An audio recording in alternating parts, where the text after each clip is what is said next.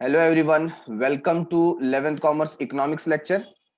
We are going to start with chapter number 7 today, and that is unemployment. A big issue for India.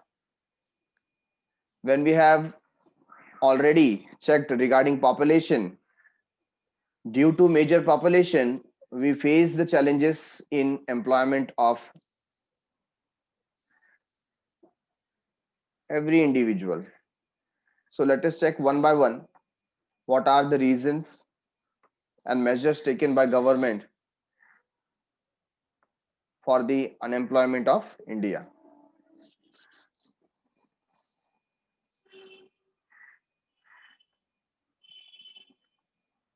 Let us check the introduction. India is a developing economy, है ना. सबसे पहला जो word है ना, जो आपके हृदय को चोट पहुंचाता है, India is a developing economy and one of the fastest growing economies of the world. ये अच्छा लगता है, one of the fastest growing economy of the world. World के सबसे फास्टेस्ट ग्रोइंग इकोनॉमी में से एक है. आपने सुना होगा regarding BRIC countries. Have you heard about it? बीच में ये ब्रिक कंट्रीज का बहुत नाम आता था. What is this BRIC? BRIC में जो फर्स्ट बी है, B for Brazil, R for Russia, I for India and C for China. Brazil, Russia, India and China. तो इनको बोला जाता था कि इनमें से ही अभी नेक्स्ट सुपर पावर आएगा. ठीक है. और आज की तारीख में हम देख रहे हैं कि इंडिया काफी अच्छा ग्रो कर रहा है, चाइना भी ग्रो कर रहा है, नो डाउट. तो जो फास्टेस्ट ग्रोइंग इकोनॉमीज है ऑल ओवर द वर्ल्ड, उसमें से इंडिया एक है.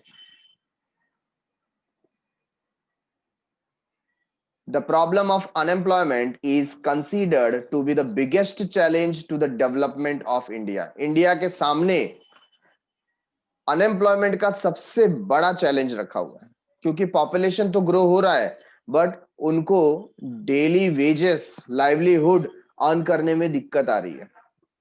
And in the current year 2020, जब हम यहाँ पर कोविड-19 पेंडेमिक की मार झेल रहे हैं, ये अनएम्प्लॉयमेंट रेट और ज्यादा इंक्रीज हो गया है, जिसकी कोई हद नहीं है. Figure gives an idea about the problem of unemployment in India. तो आप यहाँ पर फिगर चेक करेंगे, यहाँ पर फिगर नंबर 7.1 बोला है. तो आपके सामने यहाँ पर दिखाई दे रहा है कि कुछ लोग क्या है, अनएम्प्लॉयड है. ठीक है. और राइट हैंड साइड में आपको कौन दिख रहे हैं? Employed person. और देख करके कहीं ना कहीं मालूम पड़ता है कि इनके अंदर क्या है, स्किल है, एजुकेशन है ना. आप यहाँ के लोगों को देखेंगे तो थोड़े हाइजीनिक लग रहे हैं, स्किल्ड पर्सन लग रहे हैं, एजुकेटेड पर्सन लग रहे हैं. ठीक है. और यहाँ पर आपको अनएम्प्लॉयमेंट दिखाई दे रहा है. तो ये फिगर हमें बताता है unemployment leads to a waste of human resource. जो ह्यूमन रिसोर्स हमारे पास है, जो हमारे पास कैपेसिटी है कि हम ज्यादा से ज्यादा काम करा कर ले सकते हैं, बट अनएम्प्लॉयमेंट की वजह से ये सब वेस्ट हो रहा है ना. वो लोग घर पे खाली बैठे हुए हैं. Long term unemployment result in mass poverty. और ये अनएम्प्लॉयमेंट जितना लंबा चलेगा उतनी ज्यादा गरीबी बढ़ती जाएगी. एंड स्लो इकोनॉमिक डेवलपमेंट, और इसकी वजह से हमारा इकोनॉमिक डेवलपमेंट स्लो हो जाएगा. तो देखो ये कितना बड़ा चैलेंज है. अभी सिर्फ आपको ये अनएम्प्लॉयमेंट लगता है, लेकिन इसका साइकिल, विशियस साइकिल चलता है. मतलब अनएम्प्लॉयमेंट से पॉवर्टी, पॉवर्टी से अनएम्प्लॉयमेंट, ये चलता रहता है ना. तो यहां पर जितने ज्यादा लोग अनएम्प्लॉयड होंगे, हमारे सामने पॉवर्टी का खतरा उतना बढ़ते जाएगा. ज्यादा से ज्यादा लोग बिलो पॉवर्टी लाइन आते जाएंगे.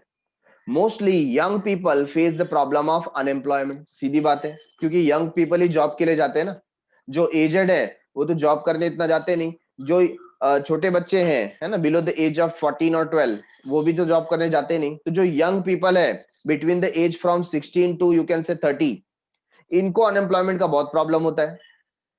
Young people are a major human resource, और इनके पास एनर्जी बहुत है. हम चाहे तो इनसे बहुत काम करा सकते हैं, बट अनएम्प्लॉयमेंट की वजह से ये ह्यूमन रिसोर्स क्या होता है, वेस्ट होता है। की agents for social change and driving force for economic development, मतलब अगर किसी कंट्री का इकोनॉमिक डेवलपमेंट होना है तो वो यंग जनरेशन से होता है, और अगर वही यंग जनरेशन अनएम्प्लॉयड है तो हमको कोई ड्राइविंग फोर्स नहीं मिलता, कोई सोशल चेंज नहीं मिलता। तो ये लोग की एजेंट बनते हैं सोसाइटी में चेंजेस के लिए, एक ड्राइविंग फोर्स बनते हैं इकोनॉमिक को डेवलप करने के लिए, एंड टेक्निकल इनोवेशन, और ये यंग जनरेशन ही टेक्निकल इनोवेशन को बढ़ावा देता है। आपने देखा होगा जैसे जैसे टेक्नोलॉजी चेंज होता है ना, तो जो लोग एजेड हैं वो लोग अपने आप को चेंज करने से थोड़ा सा डरते हैं, है ना? तुरंत अगर टेक्नोलॉजी में कोई चेंजेस आया, फॉर एग्जांपल ये हमारा टीचिंग पैटर्न ऑनलाइन हो गया है, तो जो ओल्ड एज टीचर हैं जिनका एज 50-55 ऐसा हो गया है, उनको लगता है कि हम लोग कहाँ ऑनलाइन कर पाएंगे, हमें ये सब चीजें समझ में नहीं आती है कि नहीं? वो लोग तो व्हाट्सएप भी ठीक से हैंडल नहीं कर पा रहे। तो जब भी मॉडर्नाइजेशन होता है, इनोवेशन होता है, यंग जनरेशन सबसे पहले उसको सीख लेती है। तो यहां पर इनोवेशन का दारोमदार भी किसके ऊपर है, यंग जनरेशन के ऊपर। India has considerable young population, hence unemployment among youth is the most critical challenge of the 21st century। तो यहां पर क्या बता दिया गया, इंडिया जो है इसके ऊपर काफी, मतलब हम बोल सकते हैं वर्ल्ड की यंगेस्ट कंट्री है। आज सबसे ज्यादा जो यूथ या यंग जनरेशन है ऑल ओवर द वर्ल्ड, वो कहां पर है, इंडिया में है। और इसके ऊपर अनएम्प्लॉयमेंट की मार, ये सबसे बड़ा चैलेंज है 21st सेंचुरी का इंडिया के लिए। There is an imbalance between employment opportunity and increase in population, बहुत इम्बैलेंस है। एम्प्लॉयमेंट अपॉर्चुनिटी मार्केट में है नहीं, लोगों को रोजगार नहीं मिल रहा, लेकिन पॉपुलेशन ऐसे बढ़ रहा है कि पूछो मत।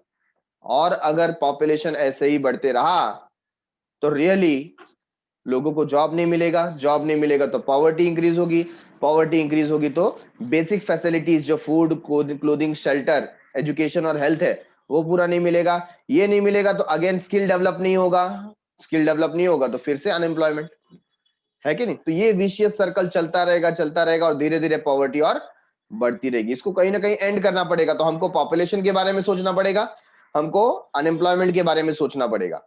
This has resulted in large scale unemployment, इसकी वजह से लार्ज स्केल अनएम्प्लॉयमेंट होता है।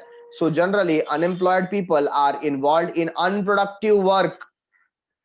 अगर कोई बेरोजगार है, उतना ही है तो ठीक है, लेकिन ये बेरोजगार लोग करते हैं क्या है, ये कुछ अनप्रोडक्टिव एंटी सोशल एक्टिविटी में इन्वॉल्व हो जाते हैं, लाइक गैम्बलिंग, है ना, जुआ वगैरह खेलते हैं, कोई भी एंटी सोशल एक्टिविटी जो गैर सामाजिक तत्व होते हैं, ना, चोरी करना, या बहुत सारी ऐसी चीजें आप सुनते हो जो गैर कानूनी होती है।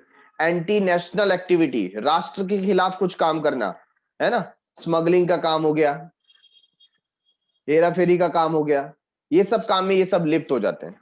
इनको बरगलाना आसान हो जाता है, इनको आप थोड़े से पैसे देकर कुछ भी काम करा सकते हो। क्यों? क्योंकि ये तो क्या है, बेरोजगार बैठे हुए, तो पैसों के लिए फिर ये कुछ भी कर सकते हैं।